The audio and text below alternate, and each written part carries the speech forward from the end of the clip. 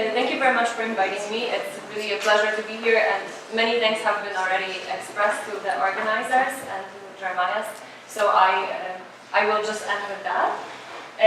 My presentation today is going to be on working time, but it's going to pick up in part on the theme that Barbara addressed yesterday, which is the issue of work-life balance and how it may or may not facilitate the goals of gender equality. And indeed, I'll begin my presentation where Barbara left off yesterday, which is with the recent consultation on work-life balance, which the European Commission issued just over a month ago, and then followed up with the following up on the work-life balance roadmap. This is an important new initiative which aims to address women's continually low labor market participation, and it proposes to do so by, I quote, modernizing and adapting the current EU legal and policy framework to allow for parents with children and those with dependent relatives to better balance caring and professional responsibilities, to encourage better sharing of care responsibilities between women and men, and to strengthen gender equality. And to achieve these interlinked objectives, the Commission advocates a comprehensive approach that encompasses mutually reinforcing measures in all relevant areas to improve work-life balance for women and men, and these include leave policies, flexible working arrangements, childcare and long-term care, and tax benefit disincentives. But despite calling for a comprehensive approach, in taking stock of the currently existing legislation and policy that addresses or otherwise affects work-life balance, the Commission doesn't include the directive concerning certain aspects of the organization of working time. This is a key EU instrument that governs regulation of work hours by setting minimum standards for maximum hours of work and mandatory rest periods. You're all familiar with it.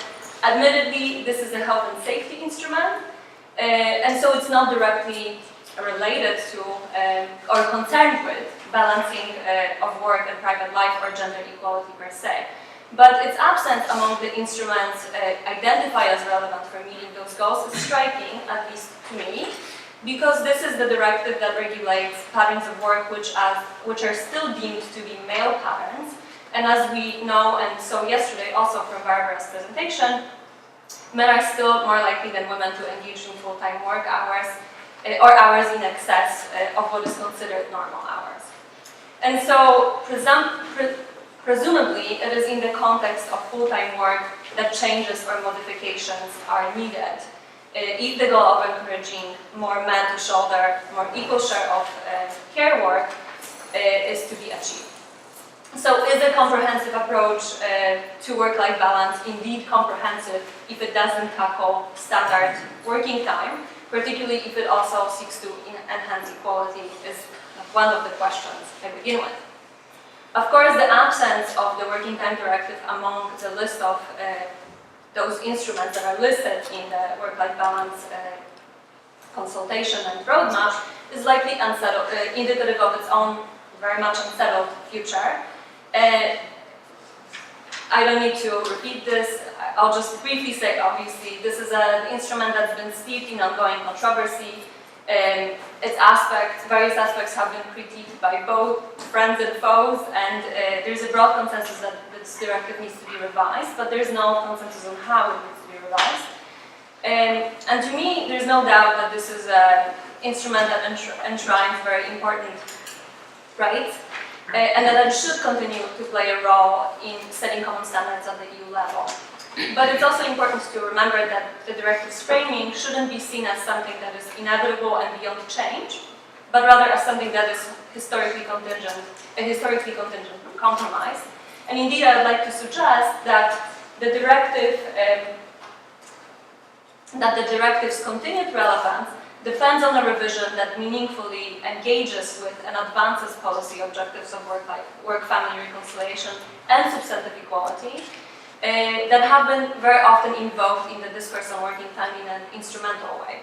And while this requires a substantial shift in the assumptions about normative standard workers, whose time the directive seeks to regulate, as well as what the appropriate balance should be between the instrument's protective and organizational function, which is obviously a tall order, I still maintain that the objective of current work-life balance roadmap will be difficult to attain in absence of such a rethinking, as will be certain other objectives that currently exist on EU agenda, among others those associated with active aging, for the development of which we also need to look at more sustainable work practices. So to make this argument, I'll begin with a brief history of how work-life, work-family reconciliation issues and the gender kind of impacts of standard work hours kept getting filtered out of the discussions around the directive. Then I will highlight certain consequences of this bifurcated approach to working time and working time flexibility, and then make a case for why the directive should be an integral component of work-life balance and equality strategies. And I'll conclude by also suggesting why, beyond their family and care benefits, new approach to working time is also crucial to support more sustainable work patterns.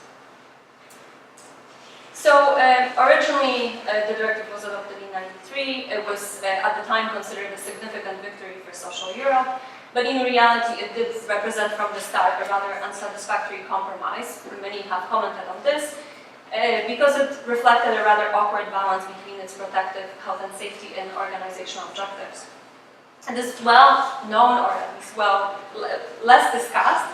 It is well known that the directive's enactment and how it came to be framed, as well as the way in which it articulates with other instruments that regulate different aspects of working time, so for instance part-time work and parental leave, were a contingent on a development of the community's institutional architecture, allocation of power between different community bodies and actors, and the gradual expansion of supranational regulatory competences of the social policy, including regulation of employment. And politics also had much to do with the amount of flexibility that the directive contains. What attracts less attention is how the choice of health and safety as a regulatory rationale, well, it's undoubtedly a reference to traditional reasons for regulation in this area, nonetheless narrowed the directive scope in a way that ultimately excluded other rationales for setting common working time standards. So if you look back, it's interesting to notice that in absence of a concrete legal peg to regulate, in the 80s, the Commission advocated re-regulation and modernization of working time organization by reference to a much broader range of social goals, including those of reconciliation of work and family and more equal sharing of unpaid work between marriage partners. But the shift to health and safety as the basis for action in the 90s led to those various other rationales to become filtered out of the discussion surrounding that directive. And so when the directive was adopted in '93, there were no references to those objectives in it. Instead, those interests of balancing of work and family and to an extent redistribution of unpaid work between the marriage partners in some ways found their way into other community instruments addressing other aspects of working time, such as part-time work and parental leave. Of course, a lot has changed since the directive's original adoption in '93. Gender mainstreaming has become a legal principle with horizontal application. Work-family reconciliation also emerged as a key EU strategy for facilitating employment participation and promotion of equality.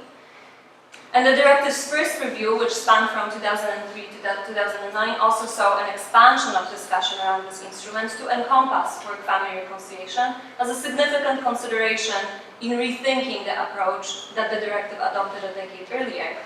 A range of proposals for inclusion of more or less robust provisions within the directive that would help to facilitate these goals were made by various parties on the basis, for example, of the fact that work-family reconciliation could be considered an aspect of health.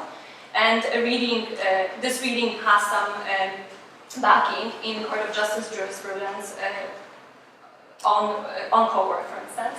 But others, such as Business Europe, always contested including working time reconciliation within the directive on the basis that it did not comply with the legal basis on which the document was, or the instrument was justified. The Commission's fresh review, which started in 2009, following the collapse of the conciliation procedure, again brought back the issue of work-family reconciliation. But after 2 rounds of consultation, social partner did not reach an agreement, and the ball is back in the Commission's court. It's difficult, of course, to anticipate what the future legislative proposal on the directive might look like, but its absence of any reference to the Working Time Directive in the recent work-life balance roadmap, which I mentioned at the start, and the consultation documents on it, suggest that the issues concerning accommodation of care and its redistribution between women and men are probably going to remain decoupled from the discussion of normal or excessive working hours. And in the remainder of my presentation, I wish to explore why such a decision would be problematic, and suggest why, on the contrary, a much clearer articulation between working time limits in the context of full-time work and work-life balance is necessary to achieve both a more modernized and relevant working time directive and a successful work-life balance strategy. So, as I mentioned at the start, part of the rationale behind the work-life balance initiative is the fact that women's labor market participation has not reached the desired levels, and due to the related fact that men's share of unpaid work also continues to lag behind. And flexible forms of work and leaves for caregivers are some measures identified as essential for work-family reconciliation and women's labor market activation. Also, promotion of leaves among men is identified as a way of ensuring that they share a larger portion of unpaid work. Comparative institutionalist research has indeed for some time suggested that flexible work arrangements and leaves have an important role to play in helping women into work. But this research on working time regimes specifically has also pointed out that those kinds of flexible work arrangements aren't always favorable to equality. Rather, a more egalitarian social relations would be most likely to emerge in those institutional contexts where work arrangements and social norms support a low polarization between hours spent by women and men in paid work. But the current EU working time regime doesn't necessarily help to eradicate polarization between women and men's working hours, because it tends to promote different forms of flexibility through different instruments, with potentially distinct consequences for types of workers that can engage in different types of work. And so, although hours of work have declined, and recent statistics show that there is continued polarization of work hours between women and men, and in some national contexts, such as UK, long hours apparently are on the rise. Similarly, while flexibility has become widespread, elements of employee-friendly flexibility are also out of reach for many. And here are some statistics that I will not discuss, but you can ask me later. They're also in my paper.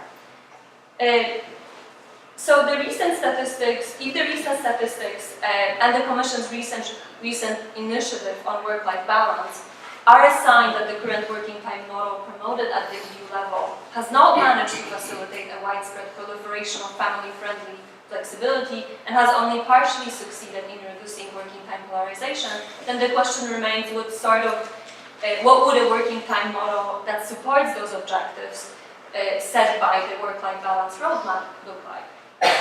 And it is my contention that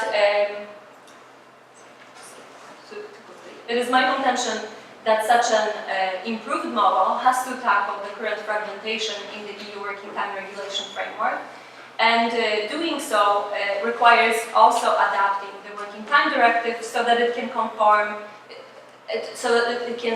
part of a coherent regulatory and policy strategy. This is not necessarily a novel proposal. As I already mentioned, concerns around work-family reconciliation have been present in the discussions around the directive, and previous proposals for its revision have already identified the sorts of provisions that could, as part of the directive, support balancing between work and family life and to enhance equality. So, a right to request reduced work, for instance, is something that Catherine Barnard notes as a lacuna in current EU social acquis. That should be addressed, although she doesn't say necessarily that it should be done within the context of the Working Time Directive. In my view, however, it is precisely the directive that sets standards for maximum hours of work, but also provides ways in which to exceed them, that is the appropriate place for inclusion of such a right. Similarly, employee rights to request flexible work arrangements, to be informed of schedule changes, to refuse overtime without recrimination could be also included as some provisions that would go some way towards making work more adaptable to people's needs. As the ETUC recently suggested, expansion of the principle of adaptability of work to worker is also one way in which such rights could be brought into the scope of the directive. Of course, in addition to a range of those employee rights I just noted, a more controversial step, yet one that is also required for a deep gender mainstreaming of the directive, would entail that its most contested provisions, so the Article 22 opt-out, but also the extensive reference periods for averaging weekly working time, be reconsidered from a perspective of their actual and potential impact on balancing paid work with unpaid care obligations, as well as their gender consequences. At the very least, these problematic provisions should be accompanied by qualifications that require employers to consider how schedules organized over a very long reference period might affect work-life balance and family conciliation. Now, I'm aware that these proposals are rather far-fetched, given the directive's contested past, the current political climate, and the Commission's current commitment to simplifying regulation. Indeed, I think operation of those factors will most likely lead to actions that, even at their more progressive, seek to preserve what is already there rather than expand it. Yet, as I have argued here, without a coherent and more thoroughly gendered framework for regulation of working time, especially normal and extended hours of work, it is unlikely that the employment objectives set up by EU policy can be accomplished.